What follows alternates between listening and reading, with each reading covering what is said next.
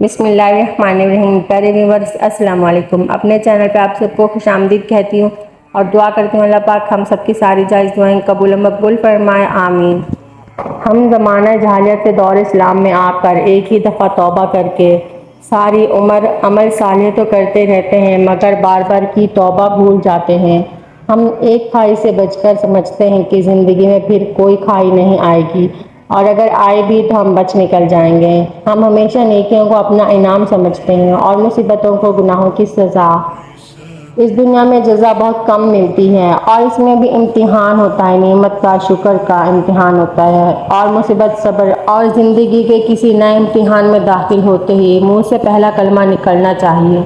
اور مسلمان کو جو بھی تھکان، بیماری کی فکر، غم اور تکلیف پہنچتی ہے، حتیٰ کہ کانٹا بھی چبھتا ہے، اس کی وجہ سے اللہ اس کے گناہوں کو معاف کر دیتا ہے۔ اور اگر اپنا گھر اپنے سکون کا باعث نہ بنے تو سمجھ لینا کہ توبہ کا وقت آ گیا ہے۔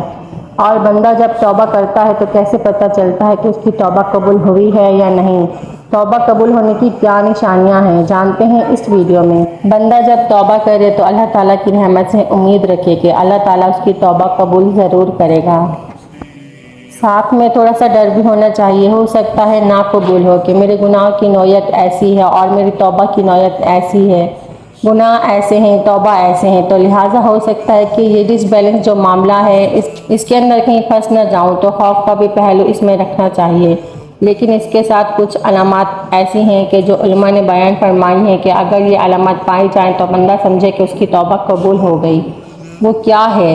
مکاشفۃ القلوب نے اس کی بڑی خوبصورت علامات لکھی ہیں۔ ایک عالم سے پوچھا گیا کہ کوئی شخص توبہ کرے تو کیسے پتہ چلے کہ اس کی توبہ قبول ہوگی یا نہیں؟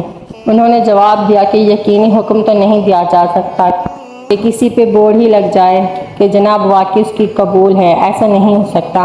ہاں، جب اللہ تعالیٰ کی وحی نازل ہوتی تھی، سرکار دو عالم صلی اللہ علیہ وآلہ وسلم تھے، ان کے ذریعے پتہ چل جاتا تھا۔ جیسے ایسے بہت سے بنی اسرائیل کے واقعات ہیں، یا سرکار دو عالم صلی اللہ علیہ وآلہ وسلم کے حوالے سے بھی ایسے واقعات ہیں کہ چند صحابہ سے کچھ معاملہ سرزد ہوا تو اس پر ان کی توبہ کی قبولیت پر آیات اتری۔ یہ یقین والی صورت ہے کہ بندہ جب اپنی حالت و کیفیت یہ دیکھے کہ اس کا نفس گناہوں سے بچا ہوا ہے، اس کے دل سے فخریہ قسم کی خوشی غائب ہے، دل میں خدا کی یاد موجود ہے، نیک لوگوں کی صحبت اسے پسند ہے اور اس میں بیٹھتا ہے، برے لوگوں کی صحبت اسے ناپسند ہے اور اس سے وہ دوری اختیار کرنا شروع کر چکا ہے، اور تھوڑی دنیا کو بہت سمجھے، یا بس دنیا جتنی ہے نا بس کافی ہے، اللہ تعالیٰ اس میں عزت کی زندگی گزار دے، میری بس ٹھیک ہے، اور آخرت کے لیے کیے جانے والے بہت بڑے عمل کو بھی چھوٹا سمجھے، بڑی سے بڑی نیکی کر کے بھی یہ سمجھے پتہ نہیں بس کر دیا، اللہ تعالیٰ قبول کرے، اللہ تعالیٰ بخشش کا ذریعہ بنا،